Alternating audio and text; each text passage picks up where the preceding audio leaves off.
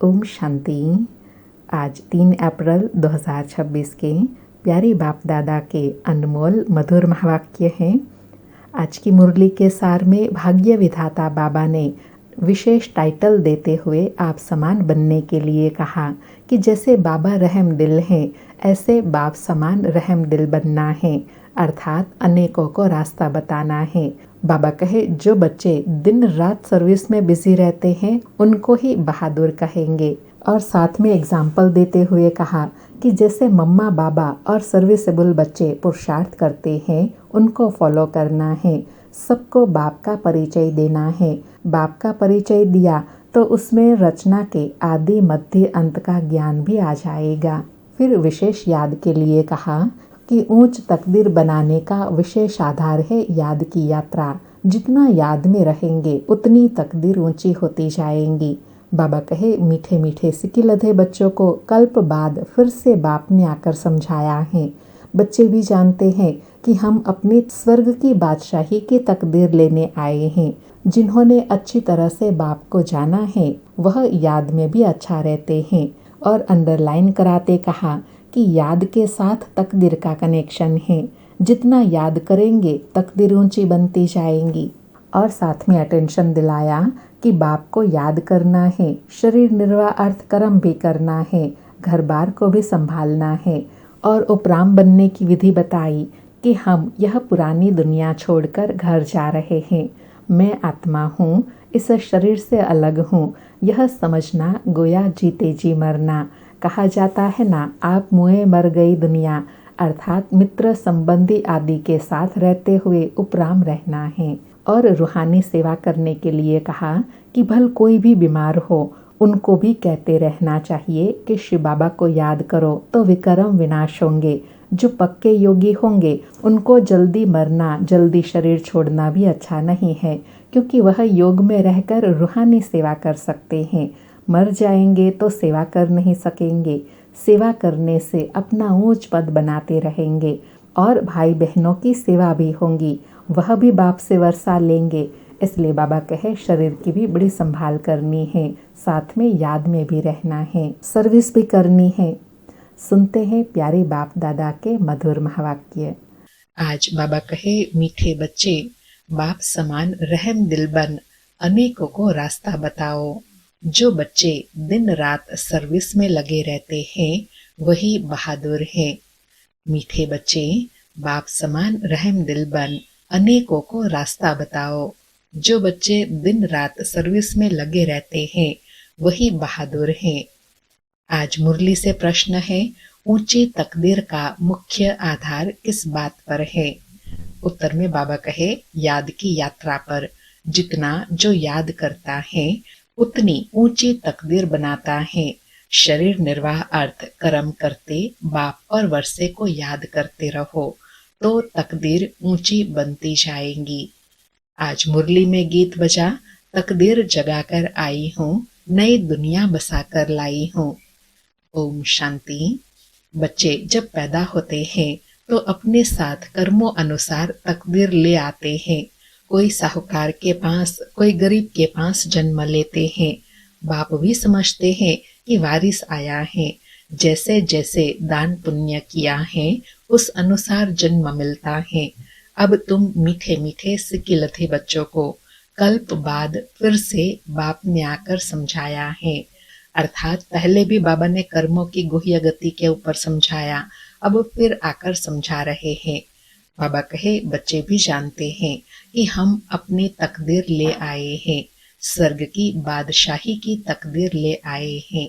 जिन्होंने अच्छी तरह से जाना है और बाप को याद कर रहे हैं, याद के साथ तकदीर का कनेक्शन है। अंडरलाइन, बाबा कहे याद के साथ तकदीर का कनेक्शन है, अर्थात जितना याद करेंगे उतना अपनी ऊंची तकदीर बना सकेंगे। बाबा कहे जन्म लिया है, बाप की याद भी होनी चाहिए। जितना याद करेंगे उतनी तकदीर ऊंची रहेंगी। कितनी सहज बात है। बाबा कहे कितनी सहज बात है, याद करने से तकदीर ऊंची बनती जाएंगी। बाबा कहे सेकंड में जीवन मुक्ति मिल जाती है। तुम आए हो सुखधाम की तकदीर प्राप्त करने। अभी हर एक पुरुषार्थ कर रहे हैं, हर एक अपने को देख रहे हैं कि हम कैसे पुरुषार्थ कर रहे हैं। जैसे मम्मा बाबा और सर्विसेबल बच्चे पुरुषार्थ करते हैं, उन्हों को फॉलो करना चाहिए। बाबा कहे किनको फॉलो करना चाहिए? मम्मा बाबा और सर्विसेबल अच्छे पुरुषार्थी बच्चों को फॉलो करना चाहिए। बाबा कहे सबको बाप का परिचय देना चाहिए। बाप का परिचय दिया तो रचना के आदि मध्य अंत का भी आ जाएगा। ऋषि मुनि आदि कोई भी रचता और रचना के आदि मध्य अंत का नॉलेज दे नहीं सकते। अभी तुम्हारी बुद्धि में सारा चक्र स्मृति में रहता है। दुनिया में कोई भी बाप और वर्षे को नहीं जानते। तुम बच्चे अब बाप को और अपनी तकदीर को जानते हो। अब बाप को याद करना है, शरीर निर्वाह अर्थ कर्म भी करना है, घर बार भी संभालना है। कोई निर्बंधन है तो वह अच्छी सर्विस कर सकते हैं। बाबा दोनों बातें बता रहे हैं कि घर गृहस्थ कामकाज भी संभालना है, और साथ में बाबा कहे अगर निर्बंधन है तो वो अच्छी सर्विस कर सकते हैं। बाल बच्चे कोई नहीं तो उनको सर्विस करने का अच्छा चांस है। स्त्री को पति व बच्चों का बंधन होता है। अगर बच्चे नहीं है तो बंधन मुक्त ठहरे ना, वह जैसे वानप्रस्थी हो गए। फिर मुक्ति धाम में जाने के लिए संग चाहिए। बाबा कहे बंधन मुक्त है तो अब बाबा का संग चाहिए वापस अपने घर मुक्ति धाम जाने के लिए। भक्ति मार्ग में तो संग मिलता है साधुओं आदि का, निवृत्ति मार्ग वालों का। वह निवृत्ति मार्ग वाले प्रवृत्ति मार्ग का वर्षा दिला न सके, अर्थात स्वर्ग की राजाई का वर्षा दिला न सके। तुम बच्चे ही दिला सकते हो। तुमको बाप ने रास्ता बताया है। भारत की हिस्ट्री ज्योग्राफी 84 जन्मों की बैठ समझाओ। भारतवासी ही 84 जन्म लेते हैं, एक की बात नहीं। सूर्यवंशी सो फिर चंद्रवंशी, फिर वैश्यवंशी, शूद्रवंशी घराने में आते हैं। नंबरवार तो होते हैं ना। बाबा कहे ऐसे ऐसे समझाना है, हर बात में नंबरवार तो होते हैं ना। बाबा कहे भारत का पहला नंबर प्रिंस है श्री कृष्ण, जिसको झूले में झुलाते हैं। दूसरे नंबर को झुलाते नहीं है क्योंकि कला कम हो गई। जो पहला नंबर है पूजा उसकी होती है। बाबा कहे मान व पूजा व गायन सबसे ज्यादा किसका होता है? नंबर 1 आत्मा का। इसलिए श्री कृष्ण को झुला झुलाते हैं, सभी देवी देवताओं को झुला नहीं झुलाते हैं। बाबा कहे मनुष्य समझते नहीं कि श्री कृष्ण एक है व 2-3 है। श्री कृष्ण की डिनाइस्टी चलती है, यह किसी को भी पता नहीं है। पूजा सिर्फ नंबर 1 की होती है। मार्क्स तो नंबर वार ही मिलते हैं। तो पुरुषार्थ करना चाहिए कि क्यों ना हम पहले नंबर में आए। बाबा कहे पुरुषार्थ क्या करना चाहिए व लक्ष्य क्या रहना चाहिए कि हम पुरुषार्थ कर क्यों न पहले नंबर में आए। मम्मा बाबा को फॉलो करे, उनकी राजधानी ले लेवे, अर्थात उनके गद्दी नशीन बने। जो अच्छी सर्विस करेंगे वह अच्छे महाराजा के घर में जन्म लेंगे। वहां तो है ही महाराजा महारानी सतयुग में। उस समय कोई राजा रानी का टाइटल नहीं होता है, वह बाद में शुरू होता है। द्वापर से जब पतित बनते हैं तो उनमें बड़ी प्रॉपर्टी वाले को महाराजा कहा जाता है, फिर राजा का लक़ब कम हो जाता है। आज बाबा ने कितनी गुह्य बात स्पष्ट किया कि सतयुग में कोई किसी को ऐसा संबोधन नहीं करेंगे कि महाराजा महारानी राजा रानी। वहां की तो कारोबार ही अलग होंगी। यह तो सब महाराजा महारानी का टाइटल बाद में द्वापर युग से पड़ता है। बाबा कहे फिर जब भक्ति मार्ग होता है, गरीब साहूकार में फर्क रहता है ना। अब तुम बच्चे ही शिव बाबा को याद करते हो और उनसे वर्षा ले रहे हो, और सत्संगों में मनुष्य बैठ कथा सुनाते हैं। मनुष्य मनुष्य को भक्ति सिखलाते हैं। वे ज्ञान देकर सदगति कर न सके। वेद शास्त्र आदि सब है भक्ति मार्ग के। सदगति तो ज्ञान से होती है। जो बाबा कहे अभी संगम पर ही ज्ञान मिलता है, और वो भी एक परम पिता परमात्मा आकर देते हैं, जिनके द्वारा फिर बच्चे निमित्त बनते हैं। बाबा कहे पुनर्जन्म को भी मानते हैं। बीच में तो कोई भी वापस जा न सके। अंत में ही बाप आकर सबको ले जाते हैं। इतनी सब आत्माएं कहाँ जाकर ठहरेंगी? सब धर्म वालों के सेक्शन अलग अलग होते हैं ना। बाबा प्रश्न पूछकर समझा रहे हैं कि इतनी सब आत्माएं फिर वापस कहाँ जाएंगी? अपने अपने धाम में, अपने अपने सेक्शन में। बाबा कहे तो यह भी समझाना है, यह किसी को पता नहीं है कि आत्मा का भी जाड़ है। तुम बच्चों की बुद्धि में सारे जाड़ का ज्ञान रहता है। आत्माओं का जाड़ भी है, जीव आत्माओं का भी जाड़ है। बाबा कहे ऐसे समझाना है, दो जाड़ है, एक मनुष्य सृष्टि का जीव आत्माओं का जाड़, दूसरा आत्माओं का जाड़, दूसरा निराकारी आत्माओं का जाड़ जो परम धाम में होता है। बाबा कहे बच्चे जानते हैं कि हम यह पुराना शरीर छोड़कर घर जा रहे हैं। मैं आत्मा इस शरीर से अलग हूँ। यह समझना गोया जीते जी मरना। आप मुए मर गई दुनिया, मित्र संबंधी आदि सबको छोड़ दिया। पहले पूरी शिक्षा लेकर मर्तबे के अधिकारी बन फिर जाना है। बाबा कहे घर तो जाना है, लेकिन कैसे कब जाना है? बाबा से पूरी शिक्षा, पूरा वर्षा, पूरा प्राप्ति, पूरे अधिकारी बनकर फिर जाना है। बाबा कहे बाप को याद करना तो बहुत सहज है। भल कोई बीमार हो, उनको भी कहते रहना चाहिए कि शिव बाबा को याद करो तो विक्रम विनाश होंगे। जो पक्के योगी हैं, उनके लिए जल्दी मरना अर्थात शरीर छोड़ना भी अच्छा नहीं है। बाबा ने बहुत विशेष बात स्मृति में दिलाई कि कोई शारीरिक तकलीफ होती है तो सोचते हैं शरीर छोड़ दे तो अच्छा है, लेकिन बाबा कहे जो योगी आत्मा है, सर्विसेबल आत्मा है, उनका जाना तो अच्छा नहीं होगा ना, क्योंकि वह याद में रहकर रूहानी सेवा करते हैं। बाबा कहे मर जाएंगे तो सेवा कर नहीं सकेंगे। सेवा करने से अपना ऊंच पद बनाते रहेंगे और भाई बहनों की सेवा भी होंगी। बाबा कहे दोनों काम होगा, अपना भी ऊंच पद होगा और भाई बहनों की सेवा भी होंगी। बाबा कहे वह भी बाबा से वर्षा पा लेंगे। हम आपस में भाई भाई हैं, एक बाप के बच्चे हैं। बाप कहते हैं मुझे याद करो तो विक्रम विनाश होंगे। आगे भी ऐसे कहा था। किसी को भी समझा सकते हो, बहन जी अथवा भाई जी, तुम्हारी आत्मा तमो प्रधान बन गई है। जो सतो प्रधान थी, अब फिर तमो प्रधान से सतो प्रधान बन सतो प्रधान दुनिया में चलना है। आत्मा को सतो प्रधान बनाना है याद की यात्रा से। इसलिए बाबा कहे याद का पूरा चार्ट रखना चाहिए। ज्ञान का चार्ट नहीं रख सकेंगे, क्योंकि ज्ञान का तो बहुत विस्तार है ना। याद तो एक बाप को करना है। बाबा कहे ज्ञान तो देते रहते हैं, जांच करनी है कि हमारे ऊपर जो विकर्मों का बोझा है वह कैसे उतरे। इसलिए याद का चार्ट रखा जाता है। हमने कितना घंटा याद किया, मूल वतन को भी याद करते हैं, फिर नई दुनिया को भी याद करते हैं। बाबा याद किसको करना है वह भी स्पष्ट कर रहे हैं। एक तो शिव बाबा को याद करना है, मूल वतन जहाँ हमें जाना है उसको याद करना है, फिर वापस अपनी राजधानी में आना है तो उसको भी याद करना है। बाबा कहे उथल पुथल होनी है, उसकी भी तैयारी हो रही है। बॉम्ब्स आदि भी बनते जाएंगे। हर एक तरफ कहते हैं कि हम ऐसे ऐसे मौत के लिए सामान बना रहे हैं, दूसरे तरफ कहते हैं मौत का सामान नहीं बनाओ। समुद्र के नीचे भी मारने का सामान रखा है। ऊपर आकर बॉम्ब्स छोड़े फिर समुद्र में चले जाएंगे। ऐसी ऐसी चीजें बनाते रहते हैं। बाबा कहे एडवांस साइंस क्या क्या बनाती रहती है, यह अपने ही विनाश के लिए कर रहे हैं।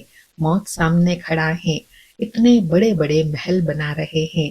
तुम जानते हो यह सब मिट्टी में मिल जाएंगे।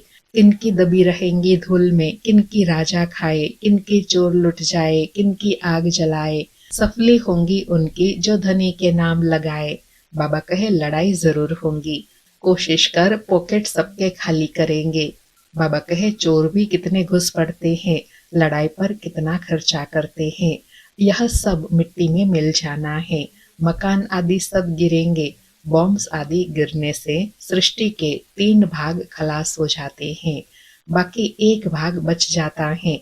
भारत एक हिस्से में है ना, बाकी तो सब बाद में आए हुए हैं। अभी भारत खंड का ही भाग बचेगा, अभी भारत खंड का ही भाग बचेगा, मौत तो सबका होना ही है, तो क्यों न हम बाप से पूरा वर्षा ले लेवे। इसलिए बाप कहते हैं लौकिक संबंधियों से भी तोड़ निभाना है, अर्थात संबंध और व्यवहार रखना है, लेकिन बुद्धि योग एक बाबा के साथ हो, क्योंकि बाबा कहे अंतिम समय है ना, जाना तो सभी को ही है, तो क्यों न समय से पहले बाबा से पूरी प्राप्ति कर लेवे। बाबा कहे बाकी बंधन नहीं है, तो बाबा राय देंगे कि क्यों नहीं सर्विस पर लग जाते हो, स्वतंत्र है तो बहुतों का भला कर सकते हैं। अच्छा, कहाँ बाहर न जाए तो अपने मित्र संबंधियों पर ही रहम करना चाहिए। आगे कहते थे ना कि बाबा रहम करो, अब तो तुमको रास्ता मिला है तो औरों पर भी रहम करना चाहिए, जैसे बाप रहम करता है। बाबा कहे पहले तुम रहम मांगते थे, अब बाबा ने आकर रास्ता बताया है तो तुम पर रहम हुआ है, अब फिर तुमको औरों पर रहम करना है। बाबा कहते हैं मुझे याद करो तो तुम्हारे विक्रम विनाश होंगे। सन्यासी लोग तो हठयोग आदि की इतनी मेहनत करते हैं, यहाँ तो यह कुछ नहीं है, सिर्फ याद करो तो पाप भस्म हो जाएंगे, इसमें कोई तकलीफ नहीं, सिर्फ याद के यात्रा की बात है। उठो बैठो कर्म इंद्रियों से भल कर्म भी करो, सिर्फ बुद्धि का योग बाप से लगाओ। बाबा कहे याद की यात्रा में और कोई तकलीफ नहीं है, भल उठो बैठो घूमो फिरो कर्म इंद्रियों से कर्म करते रहो, लेकिन बुद्धि का योग एक बाप से लगाओ। बाबा कहे सच्चा सच्चा आशिक बनना है उस माशूक का।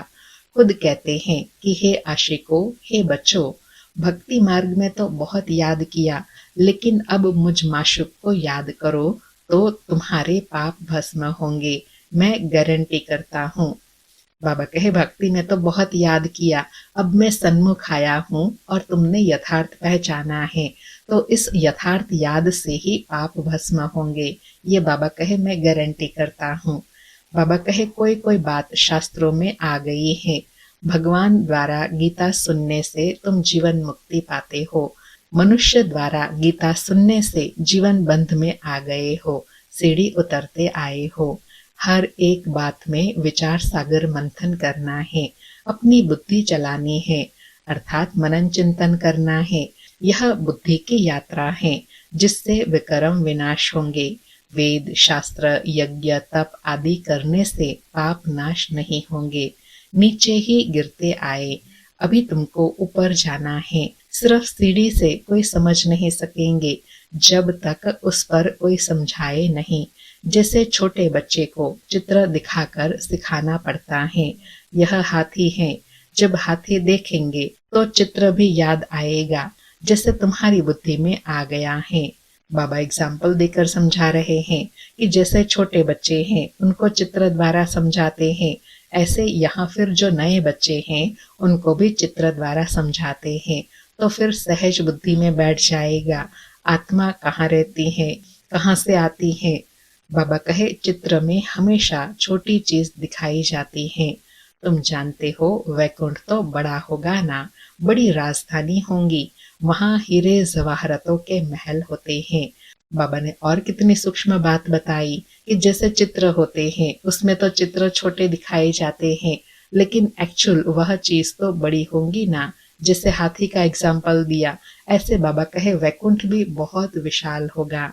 बाबा कहे बड़ी राजधानी होंगी, वहां हीरे जवाहरतों के महल होते हैं, वह फिर प्रायः लोप हो जाते हैं, सब चीजें गायब हो जाती हैं, नहीं तो यह भारत गरीब कैसे बना, साहूकार से गरीब, गरीब से साहूकार बनना है, यह ड्रामा बना बनाया है, इसलिए सीढ़ी पर समझाया जाता है। नए नए आते हैं तो उनको समझाने से प्रैक्टिस होंगी, मुख खुल जाएगा, सर्विस लायक बच्चों को बनाया जाता है। कई सेंटर्स पर तो बहुत बच्चे अशांति फैलाते रहते हैं, बुद्धि योग बाहर भटकता है तो नुकसान कर देते हैं, वायुमंडल खराब कर देते हैं, नंबरवार तो है ना। बाबा कहे सब नंबरवार वैरायटी बच्चे है ना, कोई तो बहुत अच्छे हैं योग युक्त, जो बाबा ने ऊपर बताया ना, जो सेवा भी करते हैं और अपना भी ऊंच पद बनाते हैं, और कई ऐसे भी हैं जो अशांति फैलाते हैं। बाबा कहे फिर बाप कहेगा तुमने पढ़ा नहीं तो यह हाल अपना देखो। दिन प्रतिदिन जास्ती साक्षात्कार होते रहेंगे। पाप करने वालों को सजाएं भी मिलती रहेंगी। फिर कहेंगे नाहक हमने पाप किया। बाप को सुनाकर प्रायश्चित करने से कुछ कम हो सकता है, नहीं तो वृद्धि होती रहेंगी। ऐसा होता रहता है। कल भी बाबा ने कहा था ना, सच्चे बाबा के साथ सच्चा होकर रहना है। आज भी बाबा कहे बाबा को सब सच सच बताना है, नहीं तो विकर्म पाप कर्म वृद्धि को पाते रहेंगे, फिर पश्चाताप करना पड़ेगा। बाबा कहे खुद भी महसूस करेंगे, परंतु फिर कहते क्या करे, हमारी यह आदत मिटती नहीं। इससे तो घर जाकर रहे। कोई तो अच्छी सर्विस करते हैं, कोई डिस सर्विस भी करते हैं। हमारी सेना में कौन कौन बहादुर हैं, यह बाप बैठ नाम बताते हैं। बाकी लड़ाई आदि की यहाँ बात नहीं है, यह है बेहद की बातें। अच्छे अच्छे बच्चे होंगे तो बाप जरूर महिमा भी करेंगे। बच्चों को बहुत रहमदिल कल्याणकारी बनना है, अंधों की लाठी बनना है, सबको रास्ता बताना है कि बाप को याद करो तो विकर्म विनाश होंगे। पाप आत्मा और पुण्य आत्मा कहते हैं ना। बाबा कहे तो ऐसे अच्छे बच्चे बनना है जो सबके लिए रहमदिल हो, कल्याणकारी हो, अंधों की लाठी बने, सबको रास्ता दिखाते रहे। एक बाप को याद करो तो विकर्म विनाश होंगे। बाबा कहे ऐसे थोड़े ही कि अंदर परमात्मा है, वह आत्मा कोई परमात्मा बन जाती है। यह सब रॉन्ग है। परमात्मा पर थोड़े ही पाप लगता है, उसका तो ड्रामा में पार्ट है सर्विस करने का। मनुष्य ही पापात्मा पुण्यात्मा बनते हैं। जो सतो प्रधान थे वही तमो प्रधान बने हैं। उनके तन में बाप बैठ सतो प्रधान बनाते हैं तो उनकी मत पर चलना पड़े ना। अभी बाप ने तुम बच्चों को विशाल बुद्धि बनाया है। अभी तुम जानते हो कि राजधानी कैसे स्थापन हो रही है।